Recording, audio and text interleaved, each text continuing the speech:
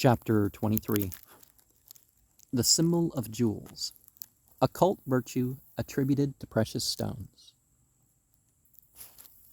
And really, you can do this with anything material. There is assuredly a language of gems, as there is that of flowers, but the beautiful and precious stones, precious for our purpose, in proportion to their beauty, are few in comparison with the jewels of the floral world. I think on my own part that their speech is sometimes deeper. The ruby has abysses of meaning, and I do not know where it is possible to find in nature a greater talisman than the carbuncle.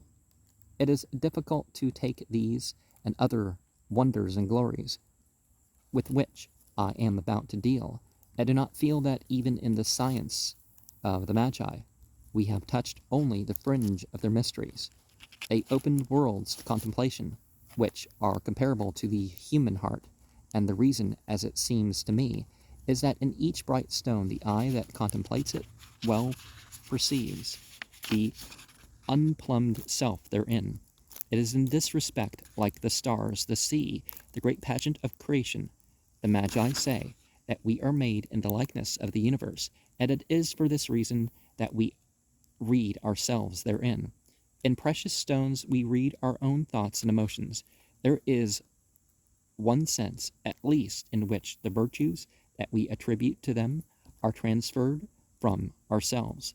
But the law of correspondence between the greater world about us and the lesser world within should teach us that the virtues are in both, that they speak one to another, hold up the glass to each other, act and react on one another, having a sympathetic bond in common.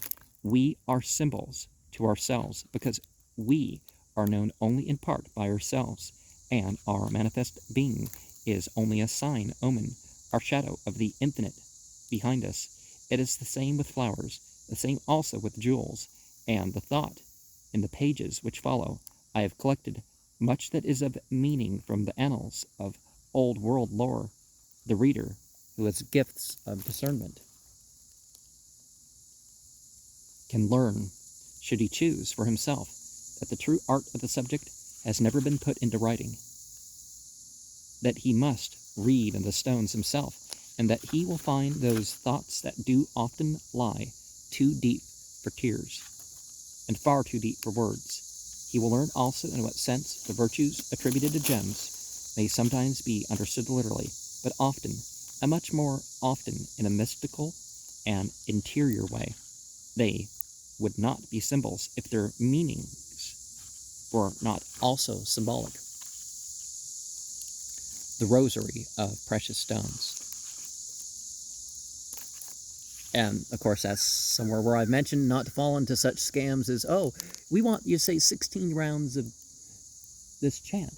And guess what? We sell 16 different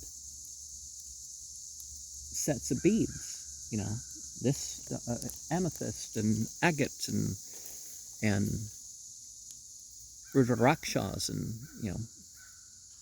But agate, this is really a generic name, including many varieties of stones to which special names, qualities, and virtues are attributed. The word is said to be derived from the river Acatis in Sicily, where agates were found in abundance. But this was in the old classical days, when they were used for engraving cameos and intaglios. The folklore of precious stones tells us that agate is the stone of the planet Jupiter, but talismanic Symbolism refers it to the influence of Mercury, wherein is the gift of counsel and presidency over several liberal arts, eloquence, poetry, music, astronomy, mathematics, and the professors of these. Generally speaking, the agate signifies joy, courage, happiness, and prosperity. It fortifies the heart against the warfare of life. It is a cure for the bites of wild beasts, scorpions, and poisonous spiders. It is also a preservative against plague. He who carries an agate does not suffer from thirst, and his sight is strengthened. It conduces to gaiety, wreathes the lips with smiles, and is favorable to health. It is in equal sympathy with those that are happy and in misfortune. Amber. Many tender legends and beliefs of the older world have gathered about this transparent substance, which, in the perfection of its clouded state, is still as a gift of divinity, but to those mostly are only who have been initiated, passed, and raised in the mysteries of tobacco. It signifies beauty and sweetness, and it was called in antiquity tears of brotherhood, indurated and aureated by the sun. It was said also, to account for its origin, that the daughters of Apollo were so grief-stricken at the death of their brother Phaeton that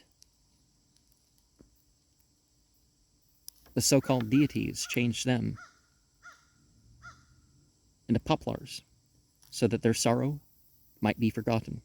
It came about, however, that they remembered, and beautiful tears of amber exuded from the barks. It is true that the substance is of vegetable origin, but it comes from no living tree. It is the last transformation of antediluvian conifers. It exhales an aromatic, resinous perfume in burning, and as it entered into the composition of that incense which was offered before the tabernacle by command of Moses, so at a later day it was burnt in the mosques at Mecca. Well, they're called masajid, but of course the whole place is considered a masajid, except for the bathroom. As it resists all contamination, it was supposed to preserve against secret poison. It has also the mystic power of attracting the sympathy of others towards those who wear it. According to the old world lore of medicine, it is a preventative of goiter and a cure for dysentery. Well, tree sap varies, and it's which tree sap it is, right? So, there was also a mode of its preparation, so that it might be taken internally. It was ground into powder and mixed with honey and oil of roses. Then it was of service in deafness. When mixed with honey only, it was helpful in dimness of sight. But the last state of him who tried these experiments might well be worse than the disease. Amethyst. This, in the higher language of symbolism, is one of the 12 stones of the mystical city, and it was also one of those which adorned the pectoral of the Jewish high priest. In the myths of antiquity, it is ascribed variously. Now, if you have one of those ones that are dyed in certain other treatments, it could be a weaker stone, and honestly, you want an amethyst that's going to last, not an amethyst that's as pretty. Because the idea that just hanging on your wall is not going to last 10 years versus something that's going to be able to be passed on.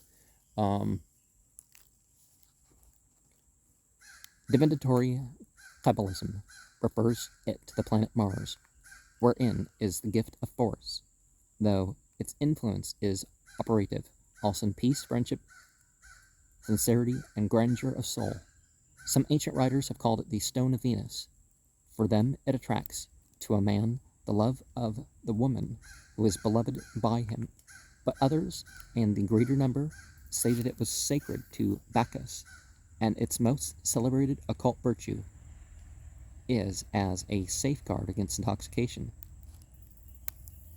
So it had a place in the garland of roses which the Roman host presented to each of his guests on taking their seats at a banquet.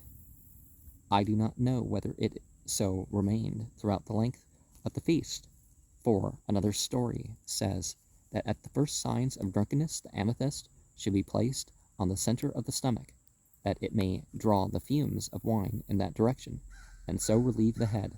It acted also as a preventative, says one more authority in legend, since he who wore it lost the desire to drink, which does not seem to have been the experience at feasts like those of Trimalchion. Nor could it have been with such intention that it was added to the crowns of flowers, but in any case it had higher virtues, for it drove away evil thoughts, promoted chastity, attracted the favor of the great, repelled sorcery, banished sadness of spirit, and among married women exercised a mysterious office in making the barren fruitful.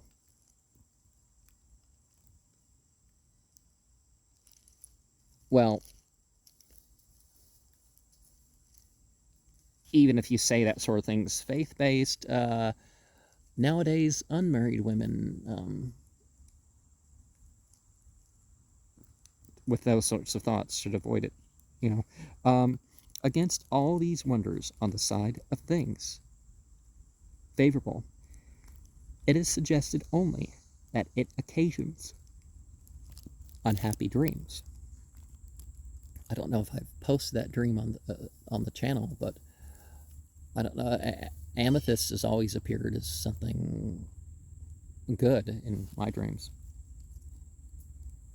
According to Christian lore, an amethyst adorned the ring given by St. Joseph to the Blessed Virgin on the day of their espousal. And, under the obedience of the Latin rite, the Church still presents an amethyst ring to each bishop on his enthronement. Now, in the Bible, a bishop is the only one limited to one wife, period. Otherwise, polygamy is allowed. Of course, the Bible doesn't require consent, so some things need to change. But the church was losing property due to the fact that they didn't actually ban clergy to be married until the 12th century, the Common Era. So,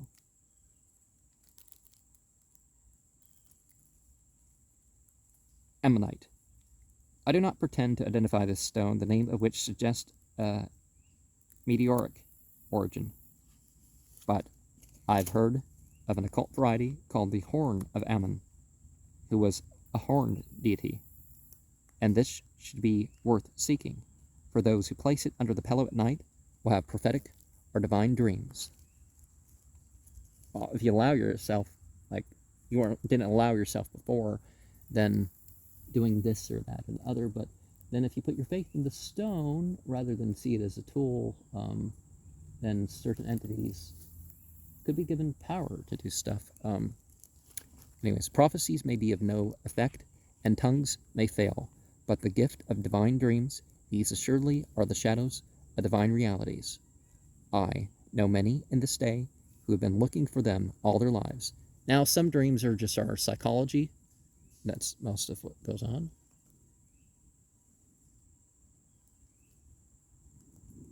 And some of them are actually demonic. I know also some who have found them, but they could only be written in a book of the lesser destinies by help of a cipher alphabet. Ammonite is also a fossil. Cat's eye. I'm sure this is the tiger eye jasper thing, or tiger skin even. If there's another variety of that sort of thing, I can't think of it at the moment. I understand that this and its kindred are classed in the genus agate, but I surrender to gem specialists the things which concern their specialism, and I claim for the Book of Destiny those which concern folklore, the old faiths and observances, the mystery of signs, omens, and presages. Our stone was called in Assyria the Eye of Belus, and was consecrated to that entity. Bel. The Bible decided, we're not going to call things Baal anymore because too many things are called that. So, and it comes from the term Bel. It was held to carry felicity within its fair and speaking circles. The cat's eye has several sisters, for example, the lion's eye and the eye of Adad. a deity of Syria, but I do not know whether all can be identified to this day. It was sufficient in respect of the terrors of the evil eye, and one speculates whether it was carried in secret by members of the papal household during the pontificate of Pio IX, who was credited with this kind of affliction. In older days, the eye of Hadad could save the sight of those who were attacked by smallpox if the stone were passed occasionally over their eyes. Cats' eyes are still supposed to impart health, riches, and length of days. The Hindus say that the genii dwell therein. Aqua Marina.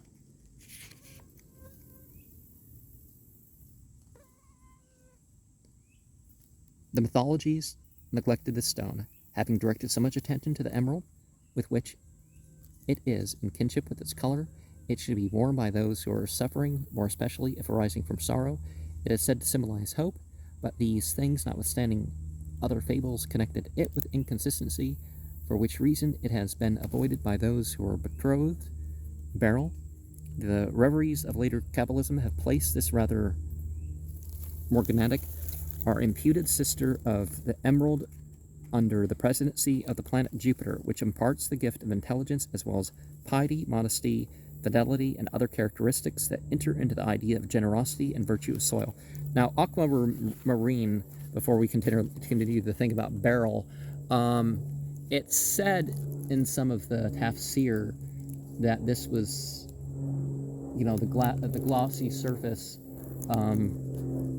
that of Solomon that was like a pool, and the Queen of Sheba went to pass over it, upon entering the palace, and she didn't know what it was, and thought it water and stuff like that. One translation of the Quran kind of refutes that, but there are Jewish legends about it being aquamarine too. I think it's the Jews that say this, or maybe it was pre-Jewish.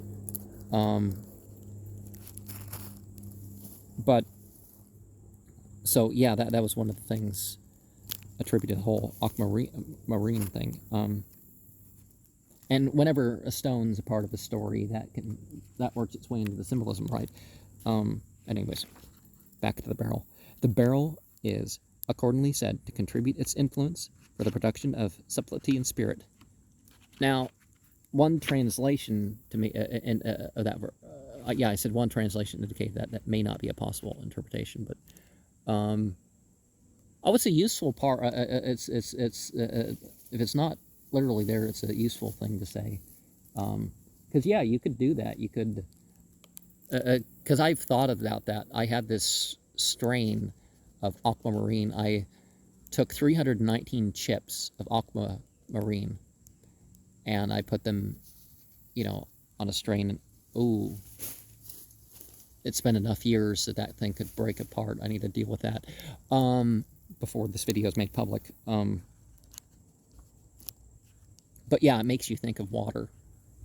So you can have it be a metaphorical water in the middle of some ritual or something. It also promotes love between male and female. Beryl does. At least that's the attribute, which indirectly is another quality of Jupiter, as the latter also presides over the propagation and preservation of human species. The man who bears a beryl will be likely to win by its aid the affections of the woman of his choice. Well, if you're going to propose with a stone, sure. In medicine, it relieves sufferings which arise from liver and diaphragm. Once upon a time, it was said that a fire could be kindled by exposing a beryl to the sun's rays. Chalcedony. The chalcedony is a mystic stone, a stone of the holy city, a stone of priesthood. According to some Kabbalists, it is under the dominion of the planet Shephathai, or Saturn. Oh, some of these transliterations throw me totally off. Which connects it with the transcendental sciences and the contemplation of divine things. A variation is This is found in folklore tradition, which says that Chalcedoncy expels the phantoms of hallucination and gives victory over invisible powers which work for evil. Now, why aren't they listing, here are the 12 stones of, oh, maybe that's after the main section of this here, so I don't know. Coral. The 12 stones on the breastplate of the high priest. Coral is a stone which is not a stone. Like the philosopher's stone in alchemy, coral has many virtues, and it is only in this century of dissolution that it is possible to recite them without seriously affecting the market prices, because it preserved from misfortunes and maladies. The Romans wore it in their helmets because it turned away the evil eye and aided dentition. Coral strings adorn the necks of their children. Now, coral is particularly something that's dyed, and even white coral's nice. As I said, some stones are naturally toxic, but some stones get more toxic and stuff. So he wants, the Jettatura, or evil eye, is still a terror to the Italians, and coral amulets are still used to protect them.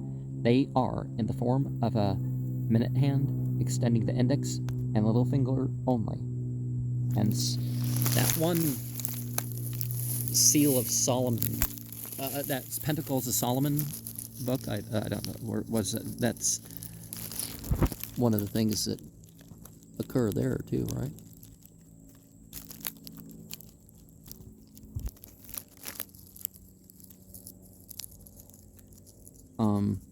Those who feel incited to murder may be turned from temptation by wearing coral on their persons.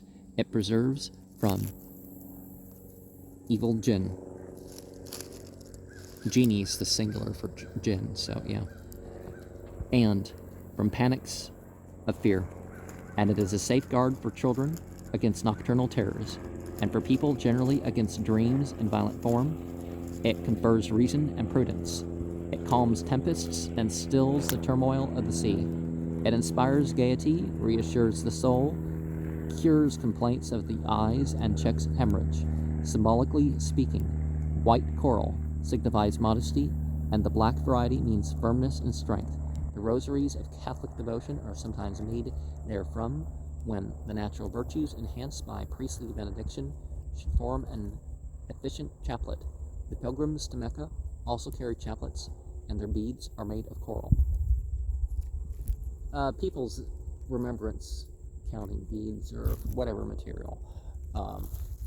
Some areas it's their thing for coral. Some areas it's their thing for aquamarine. Some areas it's, whatever the local mine is, they can afford to have stuff that others, it might be a luxury.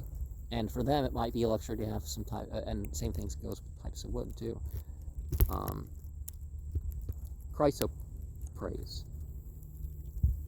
In the planetary system of Kabbalistic magic, this stone is under the influence and connects therefore with beauty, magnificence, science, and all fortune with its solar influence.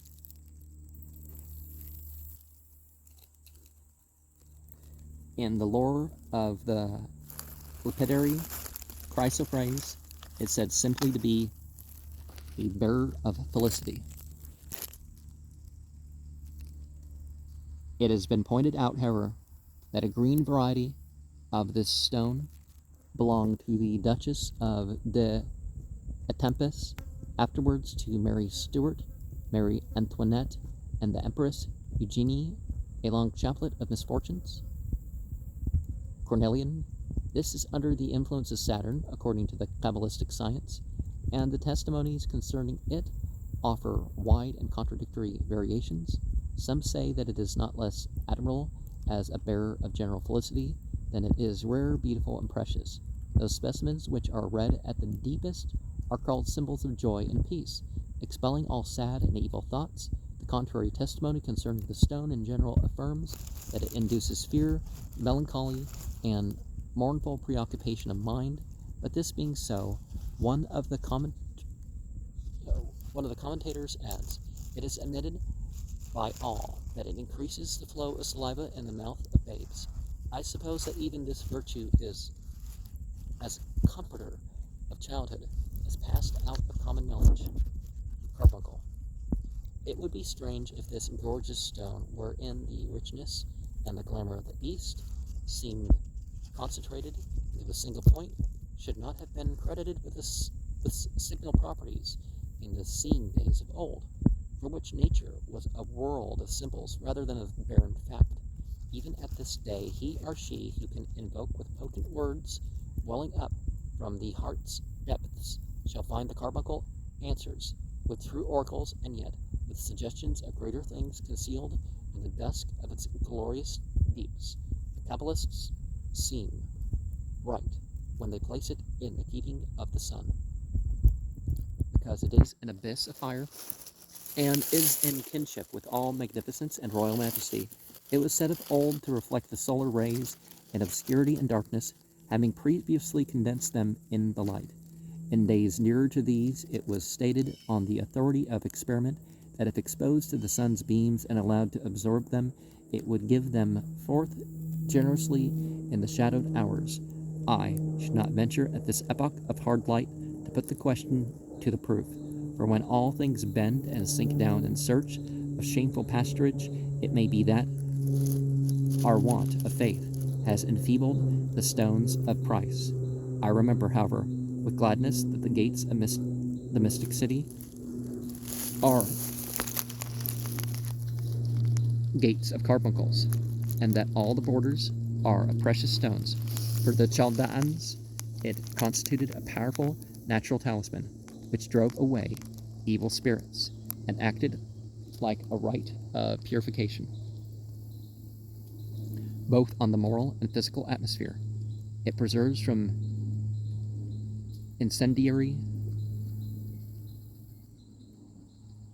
procures bright dreams, cures ophthalmic disorders, and increases the vital heat.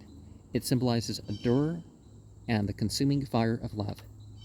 If this is on the physical plane, there is a correspondence in things above, for the carbuncle typifies also the rays of divine love, the radiance of faith, and the impassioned zeal of charity. So it is true for those who are informed thereby that the gates of the mystic city are gates of carbuncle. Now, see, these things symbolize these various healing powers, and maybe having a bunch of red or one type of general type of stone versus the next is going to have, slight effects of some sort. But for the most part, just take your medicine, take the appropriate standard physical healing ways of medicine or diet or supplements or whatever, and pray. These, for the most part, just regard this stuff as symbols. Crystal. Many things may pass as crystal.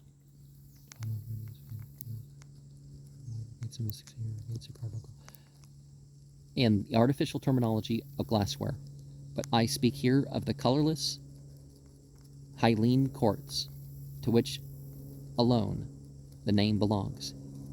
Its ascribed virtues seem to arise in a very natural manner out of the impressions which it communicates externally to those who have sensibility of mind. It soothes and calms the senses, disposes towards sleep, and induces good dreams therein. In symbolism, it signifies transparency of soul and heart. Its more material virtues are to increase the milk of nursing mothers, relieves headache, and elevates the emotions and mental faculties. Diamond. I scarcely know why some of the Kabbalistic school who practiced magic and studied or perhaps dreamed concerning the planetary influences should have placed this, which is the gem par excellence, under the presidency of Mars. It is held, however, to be the chief symbol of love in the world of stones, and there is a certain lower sense in which Mars was thought to be a god of love as well as of war. The diamond signifies also innocence, constancy, fidelity, and in the higher language of the virtues, it has been held to represent the absolute degrees of purity and strength. Now see, we don't have to go into this thing where we worship this type of stone or this planet or constellation to get that.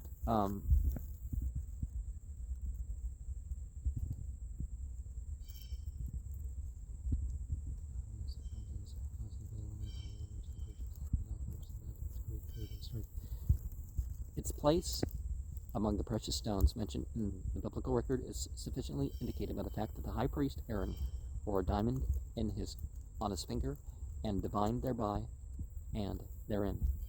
I do not know on what authority it is said that this stone turned black when the Jews sinned, crimson when they were deserving of death, but returned to its former color in the presence of innocence. Contemporary French occultism, which too often extended the circle of the secret sciences in the act of describing, makes up legendary attributions as it goes, has discovered that the diamond is the symbol of the sage who has stripped off all passion and lives in the absolute of complete intellectuality. There is authority in legend for the belief that it confers peace and serenity. When worn on the left side, it protects against enemies, paralyzing their endeavors and bringing their snares to nothing. It has the same virtue in respect of wild animals and poisonous creatures, because it renders those who wear it faithful to their engagements.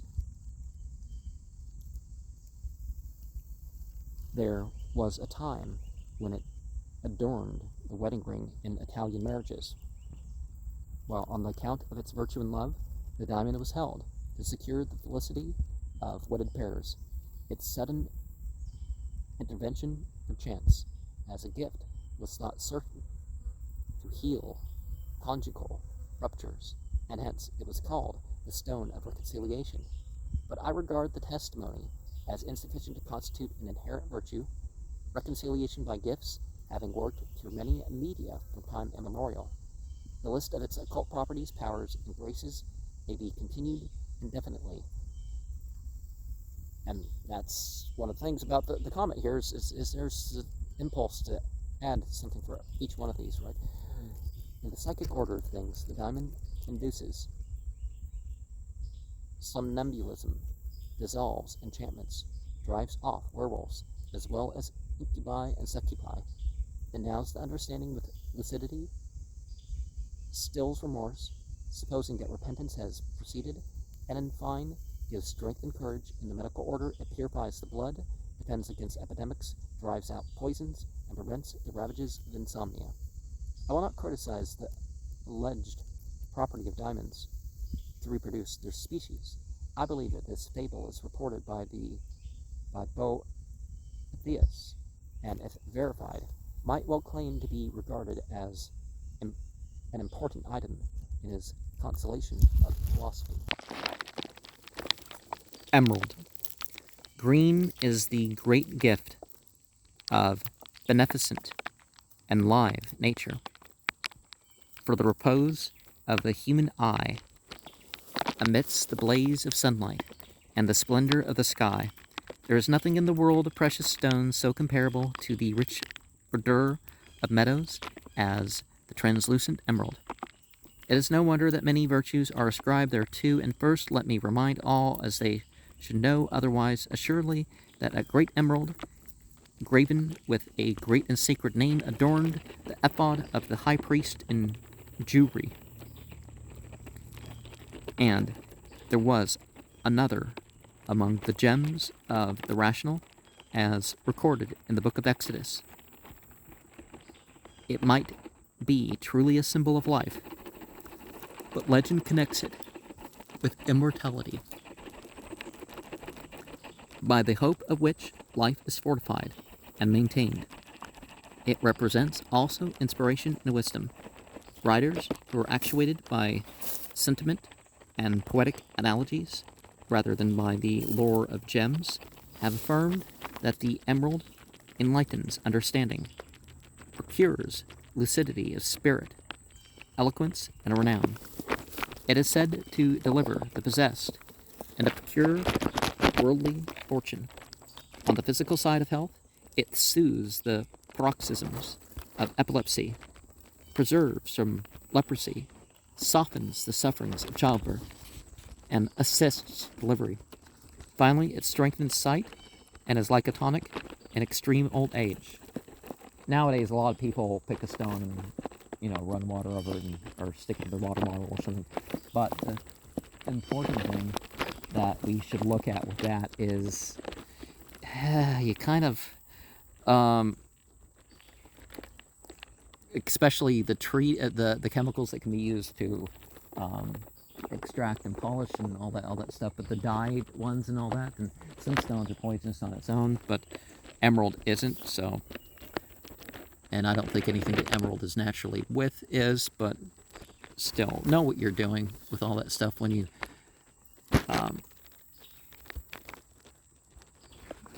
going to do more than have a stone against you or a stone that you look into or something. Garnet. There are many varieties of this stone, and the carbuncle is said to be a garnet, exalted in the state of magnificence. Well, carnelian is not garnet.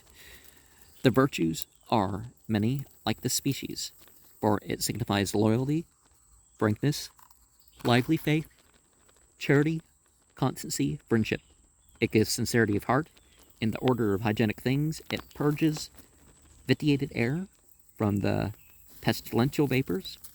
Hyacinth, I preserve, or rather import this beautiful mythological name because of the gracious floral legend of which it reminds us. With us, in the common knowledge, it is a flower alone, but for the Latins it was a stone also, and has passed from them to the French, who still use it to identify that which the Orientals term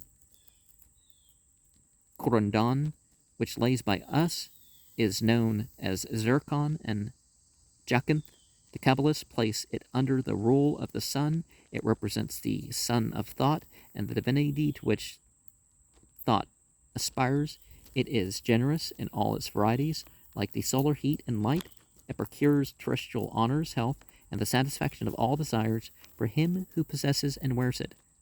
More important than these qualities, it signifies enthusiasm and poetry, which no doubt it was held to impart in the lesser ways of its providence.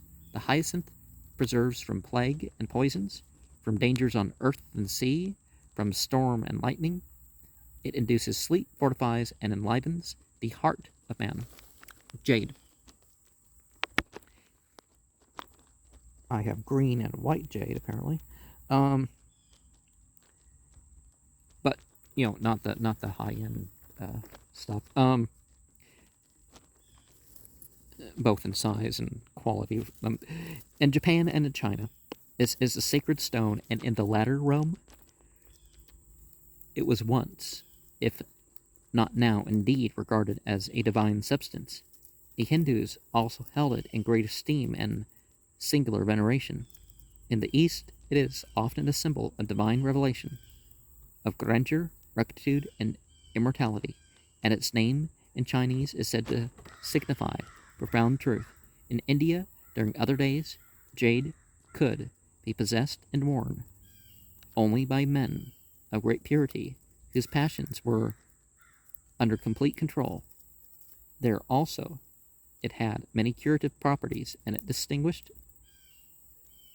for these in the West.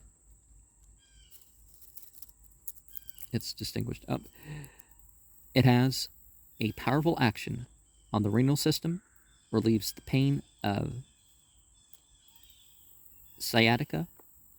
It cures epilepsy and poisonous bites. Finally, the Arabs say that it prevents bad dreams. And of course, not everything the Arabs say is Islamically sound, right? Jet. I think I have a piece of jet somewhere. It is ideal. Oh, it is idle to class this substance among precious stones, save in respect of its virtues, which are many and signal. They are great in magic and also in medicine. It is obviously a mourning adornment. Its blackness has passed into a proverb, and it has come in this manner to symbolize grief, trouble, and desolation of heart. But it gives victory over enemies, is a safeguard against all sorceries, expels spirits and phantoms. Like amber, it is of vegetable origin and burns freely, diffusing a certain odor, which used to be regarded as a potent disinfectant in epidemic diseases. Now I think we know that it's particularly toxic gas burning, because was it petrol? Hardened petrol, something like that. Lapis lazuli. According to the lore of the lapidaries, this stone is ascribed in a particular manner to the planet Venus. It symbolizes and confers love. It represents also tenderness and simplicity of heart. It draws about those who carry it an atmosphere of gentleness and sympathy. It is also a stone of fidelity. While over and above these gifts, it is excellent for the sight, enlivening to the spirits and soothing in feverish states. This is the Herculean stone of classic antiquity, and Pliny includes it among gems, which is admissible on account of its most signal property, that of magnetic attraction. The Egyptians believed that it had great therapeutic virtues, and this notion was revived by Mesmer, but relapsed speedily into oblivion. Still, the legends of Blessed Araby says that 1. If the eyelids are rubbed with lodestone,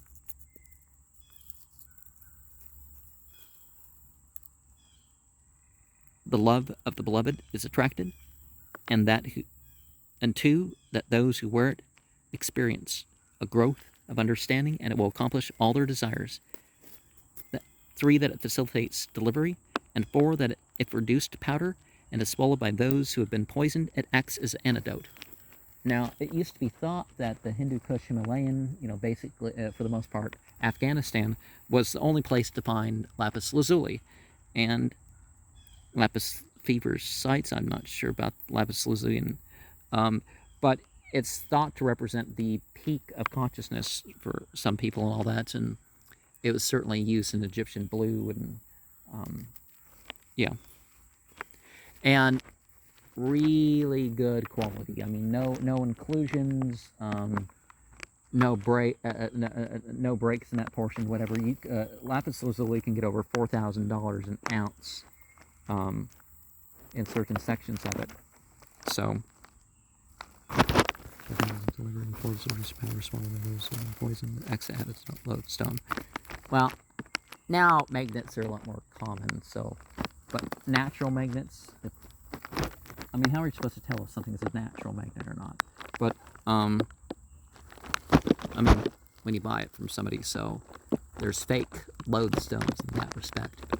But magnets and magic can be, an important thing to use, to learn how to use. Malachite is a type of tranquility. It is efficient in preventing litigation and brings success in business. It is one of the many symbols which represent hope. Now, doesn't malachite release a slight gas or something? Is that what sets malachite apart? It's a green stone, and it's a important stone to the Egyptians, just like the carnelian is. So carnelian, lapis lazuli, and malachite, that impact glass from off towards Libya. That's that was an important stone to some pharaohs. Business and hope, of course, green. But a lot of people say Jupiter stones rather than Venus stones would be where wealth magic comes in. Moonstone. It is pure as the queen of sky, whose image is reflected in its name. It also makes for and maintains purity in those who wear it. It is a symbol of childhood, childlike nature, and the clean heart in its openness. Even those who have grown old in the ways of the world, if they have not blotted out all early records of the heart, will find the moonstone an evoker of enchanted memories, as it may be of silver moons lighting the long past of ever sacred nights, nights of innocent kisses, exchanged in times of betrothal, or in the first days of espousal. It is a giver of conjugal felicity, and a sum also of prophecy. I have not heard of it in medicine, except as a safeguard from contagion. Marcasite. As this mineral substance is susceptible of a fine polish, it is sometimes included in the lore of precious stones. It has no tide by its nature, or indeed by imputed virtue. It is merely a symbol of sadness. Mother of pearl. This also has no warrant for inclusion, and I mention it only because it is usual to name it. There have been many occult qualities attached to it in the old days because of its beauty, and I have not met with no particulars. Onyx. This is another stone which is in everlasting and pious remembrance because of its place in the pectoral of Aaron, but in the domain of folklore, it is to be regarded askance on several counts. As a symbol, it signifies dull, discord, sadness, and fear. It is held to occasion sleeplessness. It evokes phantoms and specters, produces grievous dreams, and stirs up quarrels. Against these ominous qualities, it has two counterbalancing virtues. In things physical, it arrests hemorrhage, and in the moral order, it renders the wearer chaste. Opal. From the days of Pliny, the naturalists, the lapidaries, the poets, have found the magic of the opal, put magic into their words concerning it.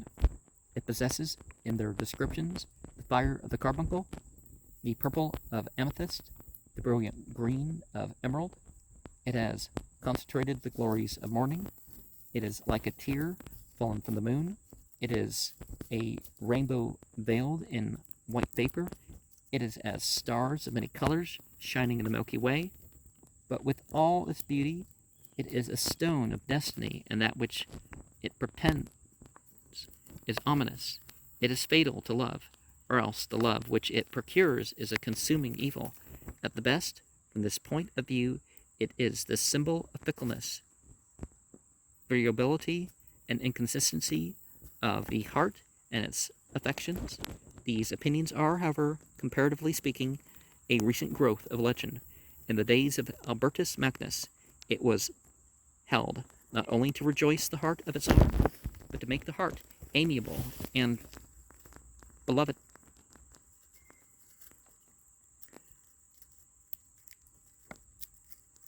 Not only did it deserve to be called against the child of love, but it gave beauty and wealth, was a buckler against misfortune, and he who carried it might even enjoy the gift of invisibility.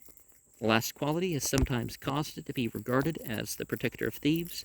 Its most famous advantage was, however, that it turned pale in the presence of poison. Its lights also died out in the neighborhood of its owner's enemy, while it blushed as if with joy when his friend was by. It was efficacious against contagion of the air, syncope, complaints of the heart, and malignant diseases generally. When the bluish or milky tinge prevails in the opal, it symbolizes tears, prayers, pardon, and this kind increases fidelity. Now, I do have opal. I have a couple opals, but if you didn't know what you're looking at, you wouldn't know they were opals, because the expansive thing, well, I mean, it's still already more expensive than most stones, but the really, opal can get really expensive. and it's quite the skill to carve it, because you want that, that colory, fiery, or however you're going to describe that thing going on, and so. And you might not know just how valuable of a stone you have. Of course, it's a lot more valuable cut and got to whatever. So the variety that a $20,000 opal would be cut from is going to be a lot less. But they're going to be charged still like $1,000 for this thing. It's like, well, if it's cut right, and it happens to have what you're looking for, because there's some degree of gamble in how much of this stuff you're going to find, and how exactly do you have to cut it, and so yeah, I don't have the equipment to do that.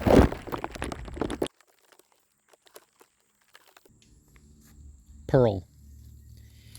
It may seem not a little incredible, but the Preciosa Margarita is richer in the adornments of poetry than in those of legend. It seems even to have been neglected by the Kabbalist, notwithstanding the pearls of Hagar. It has been held to be a symbol of faith, purity, and religious ardor. It softens violence and anger. It gives patience and peace of soul. It is said to be a sign of tears, but I assume that they may be those of joy as much as those of sorrow. This is all that I can tell you concerning it. Ruby. In the dusky deeps of this stone there is born the burden of felicity. It is an emblem of beauty and eloquence. It banishes sadness and evil thoughts. It restrains unlawful desire.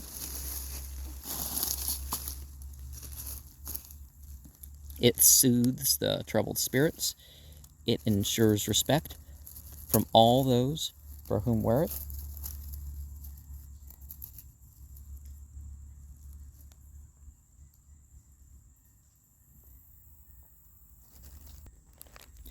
And smooths a way to the realization of their lawful wishes.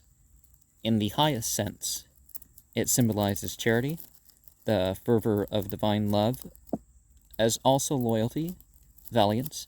It will be seen in this manner that the felicity of which it is the bearer may be truly a sweet yoke and a light burden. But there is another side of the picture, for some accounts make its qualities depend upon those which belong to the wearer. Valor may be replaced by audacity and even impudence, loyalty by cruelty and the lust of blood, and charity by wrath in the degree that is deadly sin. No doubt by its felicity is then changed into the heavy burden of guilt. Among its minor virtues is that it is a defense against lightning. Moreover, it counteracts poison, quenches thirst, strengthens the heart, and relieves headache. It gives warning of coming misfortune to the owner by changing its color. And when fortune reigns again in a sky of destiny, it resumes its native hue. The Kabbalists have assigned it to the sun. Sapphire. It is under the influence of Saturn, according to the Jewish Magi. The Jewish Magi? Yeah, some other way of speaking kind of throws you off, right? But these attributions vary in the different schools of symbolism. They are therefore subject to qualification and stand otherwise at their proper worth. It is of great scriptural importance, being the sixth stone on the rational of Aaron. Well, tradition assures us that the rod or wand of Moses and the tables of the law were made of sapphire. Here again, the legend, like the attribution just mentioned, must stand at its value, as the wand and tables in question were used in offices transcending those of nature. It is idle to object that sapphires of such magnitude are found nowhere in the world. The story, however, has a symbolical meaning. It is said that peace will encompass him who carries the stone on a pure and sincere heart, that it will defend him against the snares of the wicked and against the consuming passions within his own fortress. It turns the heart to repentance and preserves the possessor from all evil. It is a lover of poverty, meaning, no doubt, the enlightened poorness are humility, nakedness, and simplicity of those who are wise in magic. wherein is a treasure of blessing. It symbolizes justice, loyalty, beauty, nobility, truth, and a pure conscience. Topaz. This stone was allocated to the tribe of Simeon and appeared as such on the high priest's rational. Kabbalism refers it to the sun, and all antiquity believed in its mysterious properties, as, for example, that it rendered the wearer invulnerable. This is on the authority of Heliodorus, in which case the mother of Achilles might have taken a simpler and better precaution than that of immersing her child in the river Styx. The topaz has also a high place in Christian traditions, for it symbolizes faith, justice, temperance, mildness, clemency, true love, disinterested friendship, and love exalted to the divine. There was never a stone which stood for so many and such signal virtues. In the worldly sense, it confers riches and honors. It inspires horror of blood, expels sadness and melancholy, like the antitoxic virtue, a recurring office of stones, and preserves from sudden death. Almost a unique quality. It is said also that it calms troubled waters, as if it were a talisman for the macrocosmic world.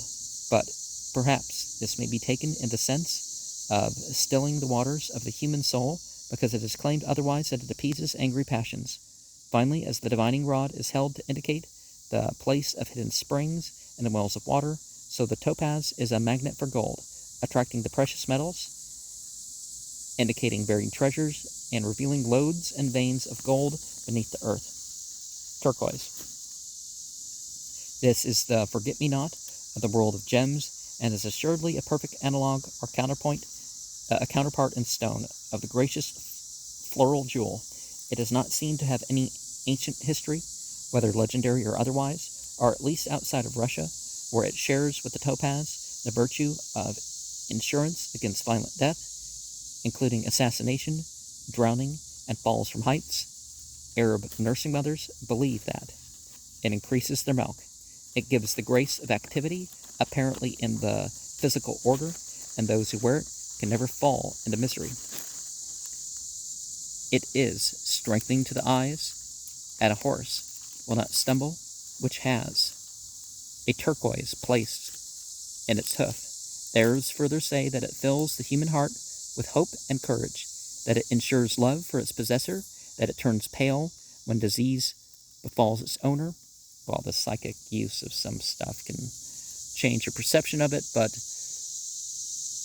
except for like some metals rusting or whatnot, that's, yeah.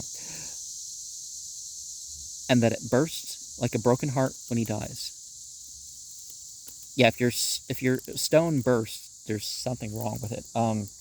Usually something wrong done to it nowadays, but it is generally a symbol of youth, and the Persians find it efficacious if used as an amulet, and inspires young maidens with good and sincere thoughts. Tourmaline, and this is one that has various colors. I have a chain of tourmaline, and it's like, each one's a different color, right? When exposed to the warmth of fire or subjected to friction, this stone is said to become electric. It is said also that it polarizes light. I have not heard that it has more occult qualities. The alphabet of gems and precious stones. It is said that there is a destiny in names, as gems are used occasionally on bracelets to form the name of the beloved person to whom they are given. I do not feel that this subject is entirely outside the somewhat elastic limits of this chapter. The alphabetical list, which follows, gives a few only out of many possible stones. Less are more precious, and it shall be followed by an instance in point, to simplify still further a subject which in itself seems to be of uttermost simplicity and ease of practice.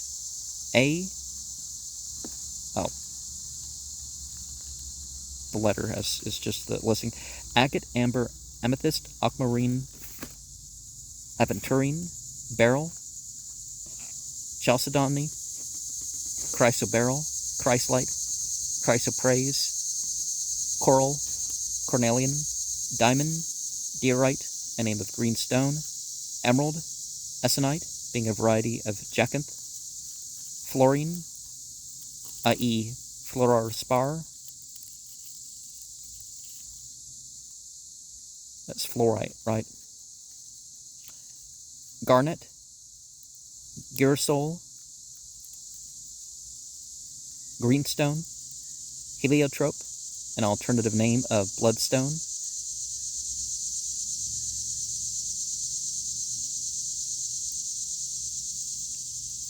hyacinth, alternative of jacinth and zircon, iris, jacinth, jade, jasper, jet, coquille, lapis lazuli, malachite, marcasite, moonstone, the nicolo, a form of onyx, opal, pearl, peridot, a form of chrysolite. Let me get the right page here. Quartz, many varieties of which, besides the rock crystal, are capable of polishing, but their names do not begin with this letter. Beware, of course, of the dyeing of the quartz. Some of them fade. I thought I had a black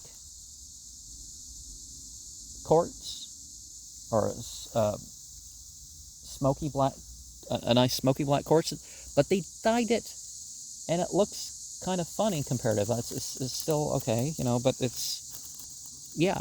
I didn't know you're supposed to expose it to light, so you have it in your room, and your crystal fades on you because they inject it with dyes. At least it didn't bust open. Ruby, sapphire, sapphirine, a blue chalcedony, spath, adamantine, spinel, topaz, tourmaline, turquoise, urnite, water sapphire, a variety of aeolite. Oh, I do have aeolite, and zircon. And I did make a summer solstice video that included that stone, by the way. It has approximately 19 sides, so I figure it has 19 faces in its shape. But yeah, good thing I got it like 70% off or something like that. So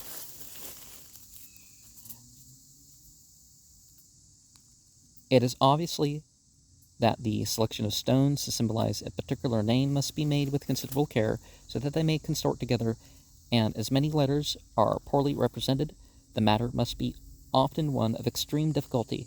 There are also letters to which no true stones are allocated. The amethyst, diamond, and aquamarine will answer for the name Ada. The diamond, onyx, ruby, and amethyst represent that of Dora, but will look curious enough as the letters stand in their sequence, while transposition seems somewhat opposed to the spirit of the device.